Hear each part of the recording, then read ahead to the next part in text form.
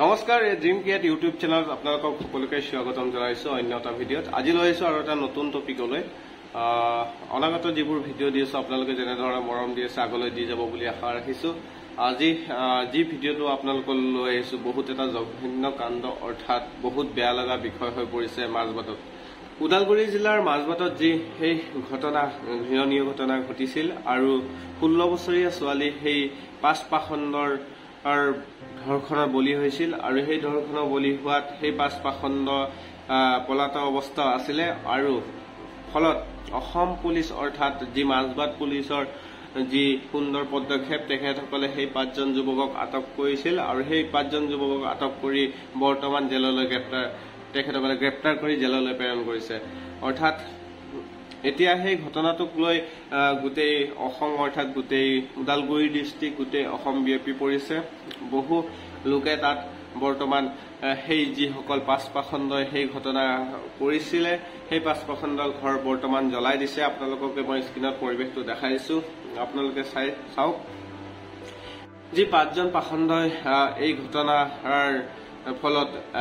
কণমানি 16 বছৰীয়া ছোৱালীজনী বলি হৈছিলে সেই পাঁচ পাখণ্ডৰ নাম আপোনালোকক মই জনাইছো মুস্তাক আহমেদ মহিদুল ইছলাম হাফিজুল আলী সাদ্দাম আলী আৰু আছেন আহমেদ এই পাঁচজন পাখণ্ডই মিলিয়ে সেই মুছলমান যি লোকসকল আছিল অৰ্থাৎ মুছলমান সম্প্ৰদায়ৰ লোক আছিল তেখেতসকল এতিয়া প্ৰশ্নটো হল অসমত কিয় এইবোৰ ঘটনা হ'বলৈ ধৰিছে এক নম্বৰ প্ৰশ্ন আৰু দুই নম্বৰ প্ৰশ্ন আমি যেতিয়া কওঁ ধৰ্ষণ কৰা নৰপিশাচৰ আইনবোৰ আমি চেঞ্জ কৰিব পাৰোনে অসমৰ ৰাইজে চেঞ্জ কৰিব পাৰেনে চৰকাৰে চেঞ্জ কৰিব পাৰেনে দুই নম্বৰ কুৱেশ্যনটো মোৰ ফালৰ পৰা এইটো হল আৰু তিন নম্বৰ কুৱেশ্যনটো হল ধৰ্ষণকাৰী অসমত কিয় বেছি মুছলমান সম্প্ৰদায়ৰ লোকৰ পৰা হয় অৰ্থাৎ মুছলমান লোকসকলে অসমত কিয় বেছি ধৰ্ষণত তেখেতসকলে লিপ্ত হয় এতিয়া গোটেই যেতিয়া পইণ্ট অফ ভিউ অৰ্থাৎ এই প্ৰশ্নৰ উত্তৰ মোৰ বুজাৰে ক'ব যাওঁ যি অসমত ধৰ্ষণ অৰ্থাৎ মহিলাৰ প্ৰতি যি অত্যাচাৰ বাঢ়িব ধৰিছে আৰু এই শ্ৰেণীৰ বেছিভাগ মানুহ দুখীয়া মানুহখিনিৰ বলি হৈছে যি ধৰ্ষণৰ লিপ্ত অৰ্থাৎ যিখনত ধৰ্ষণৰ বলি হৈছে যিখিনি মহিলাৰ আজি সুৰক্ষা নোহোৱা হৈছে যিখিনি মহিলাৰ আজি দিনত ফুৰিব নোৱাৰা হৈছে আজি অসমৰ এনেকুৱা এটা ব্যৱস্থা হৈছে তাৰ বাবে আমি বহুত লাজ কৰাৰ বিষয় এইটো কাৰণ মহিলাৰ যদি সুৰক্ষা যদি নহয় অসমখনত তেনেহলে সেই মহিলাৰ যি অস্তিত্ব সেই অস্তিত্ব এনেদৰে সদায় এদিন আজি এটা কালি এটা সদায় এনেধৰণৰ বলি পৰিব কাৰণ এই নৰপিশাচবোৰৰ ফলত যি অত্যাচাৰ মহিলাৰ ওপৰত খুব বাঢ়িব ধৰিছে অসমত আৰু এই নৰপিশাচসমূহৰ এটাই পদ্ধতি আছে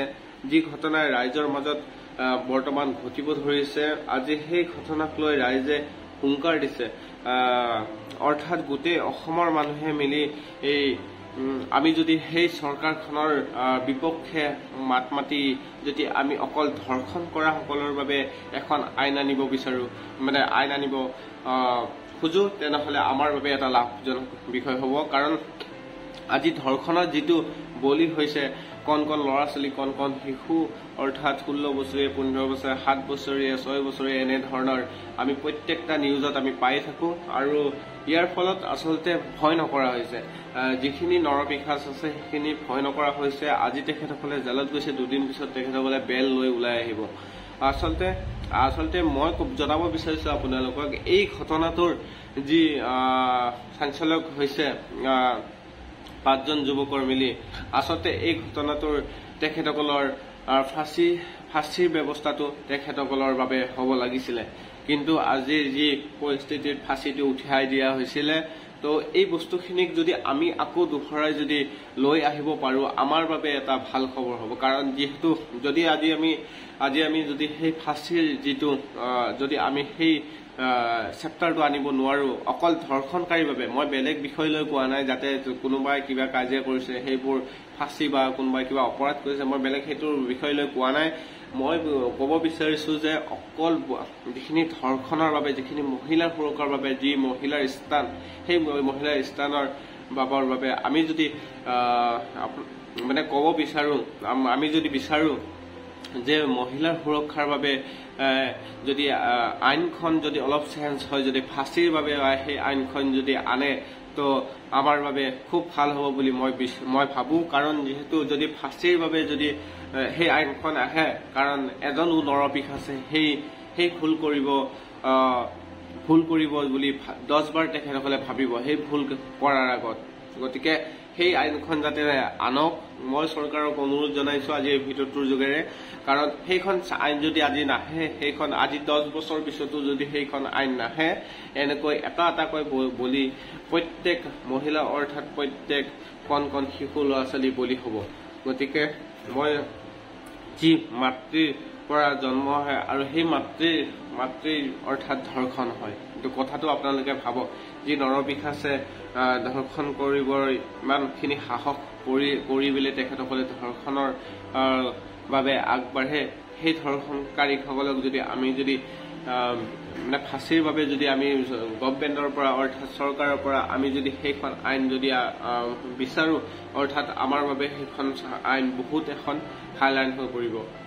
আজি যদি সেইখন আইন যদি আমি আনিব বিচাৰো, যদি ফাঁচীৰ আইনখন যদি আনিব বিচাৰো, আমি চৰকাৰক সমূহ অসমবাসী আমি তেখেতসকলক চৰকাৰক সকীয়াই দিব লাগিব। আমি সেই চৰকাৰক জনাব লাগিব যাতে সেইখন আইন অকল বেলেগ কোনো আইনৰ বাবে বেলেগ কোনো দিশৰ বাবে নহয়, অকল ধৰ্ষণ দিশটোৰ বাবে সেইখন আইন লৈ আহক। তো যি সেই ঘটনা মাজবাটত সেই ঘটনা ঘটিল, তাৰ বাবে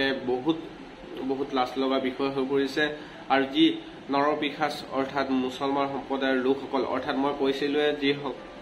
অসমত কিয় বহুত বেছি মুছলমান লোকসকল লিপ্ত হৈ পৰে ধৰ্ষণকাৰীত, অৰ্থাৎ অসমত বেছি অৰ্থাৎ মুছলমান লোকসকলে কিয় সেইটো ৰাস্তা বিচাৰে মই ইমান এটা বিশেষ মই নাজানো। কাৰণ মোৰ মাইণ্ডেৰে যদি তেখেতসকলক যদি ক'ব যাওঁ, আচলতে তেখেতসকল থাৰ্ড ক্লাছ মাইণ্ডত পৰে, যিসকলে মানে এইটো লাইন বিচাৰে, যিটো নেকি ধৰ্ষণৰ যিটো লাইন বিচাৰে সেইটো আচলতে থাৰ্ড ক্লাছ লাইন। এটা কেইজনমান ব্যক্তিৰ বাবে গোটেই মানে অৰ্থাৎ গোটেই জাতিটোৰ বাবে এটা বিপদজনক হৈ পৰে। আৰু সেইটো লাহে লাহে বৰ্তমান কমিছিল যদিও এতিয়া আকৌ সেনেকুৱা ধৰণৰ বেছিকে হ'ব ধৰি আছে। আজি যদি সেইখন আইন যদি আমি আনিব পাৰো, আজি 10 বছৰৰ পিছতো আমি এটা নিউজ চেনেলটো আমি সেইটো নিউজ চেনেলত আমি কোন ধৰণৰ বজা অৰ্থাৎ নিউজ চেনেল কোনোদিন আমি দেখা নাপাম যাতে কোনোবা এখন ঠাইত ধৰ্ষণ হৈছে। কাৰণ যদি সেইখন আইন যদি আহে, 10 বাৰ সেই নৰপিশাচ অৰ্থাৎ যিখিনি অৰ্থাৎ বদমাছ অৰ্থাৎ যিখিনি জঘন্য ব্যক্তি, সেই ব্যক্তিখিনি 10 বাৰ ভাবিব লাগিব সেইখিনি কাণ্ড কৰাৰ আগত। গতিকে সেই ছোৱালীজনীক ন্যায় কৰক, ন্যায় পাওক, সেই ছোৱালীজনী যাতে উদ্ধাৰ হওক, যাতে সেই নৰপিশাচ কেইটাই ভাল উচিতকৈ উচিত শাস্তি পাওক। যাতে মই বিচাৰো যাতে সেই নৰপিশাচ কেইটাই যাতে ফাঁচী হওক। আৰু সেই ফাঁচী হলে, কাৰণ আজি নহয় পূৰ্ব আৰু প্ৰজন্মই যেতিয়া আকৌ যদি কোনোবাই যদি কৰিব বিচাৰে, যাতে তেখেতসকল যদি ফাঁচী হয়, আৰু বাকী যিসকলে যদি সেই কাণ্ডত লিপ্ত হ'ব বিচাৰে 10 বাৰ ভাবিব লাগিব। তো মই আজি অনুৰোধ জনাইছো এই অসম চৰকাৰক বা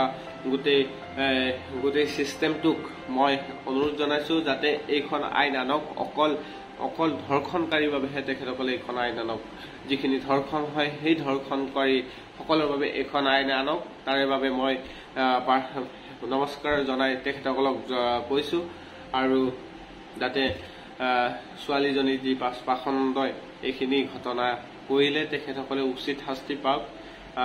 তাৰে কামনা কৰিছো। আৰু যাতে অসমত এনেকুৱা যাতে আৰু কাণ্ড নহওক আৰু বলি নহওক, এনেকুৱা মহিলাৰ যদি স্থান যদি আজি অসমত হেৰাই যায়, সেই মহিলাই দুদিনমানৰ পিছত ৰাস্তাৰে খোজকাঢ়িবৰ কাৰণে 10 বাৰ ভাবিব লাগিব। আৰু সেই যেতিয়া আবেলি অৰ্থাৎ ভাবক এবাৰ দিন কালতে যেতিয়া সেই পাখণ্ডই মিলি ধৰ্ষণ কৰিছিলে, কিমান এটা জঘন্য কাণ্ড হৈ পৰিছিলে। কাৰণ আজি নাৰীৰ বাবে যদি দিনতে তেখেতসকলে আজি ওলাব নোৱাৰে, দিনতে যদি তেখেতসকলে ওলাবৰ বাবে ইমান ঘটনাত পৰিণত হ'ব লাগে, তেনেহলে আপোনালোকে ভাবক আজি 10 বছৰ পাছত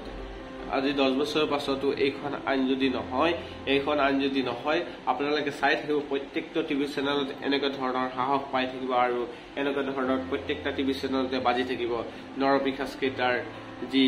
ঘৃণনীয় কাণ্ড। তো আজিলৈ এৰিছো। আপোনালোকক মই যিসকলে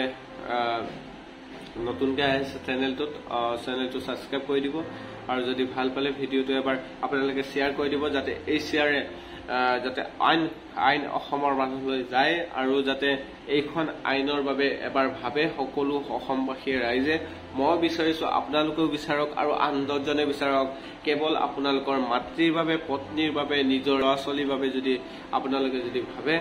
এইখন আইন এদিন পৰিণত হ'ব আৰু এইখন আইন যেতিয়া উত্থাপন হ'ব আৰু এইখন আইনৰ ক্ষেত্ৰত এজন দুৰ্বৃত্ত অৰ্থাৎ যে এজন ঘৃণনীয় নৰপিশাচে এই কাণ্ড কৰিবলৈ সাহস নাপাব যেতিয়া এইখন আইন আহিব। তো আজিলৈ এৰিছো। 9টাৰ ভিতৰত আপোনালোকক লগ পাম। ধন্যবাদ। জয় অসম।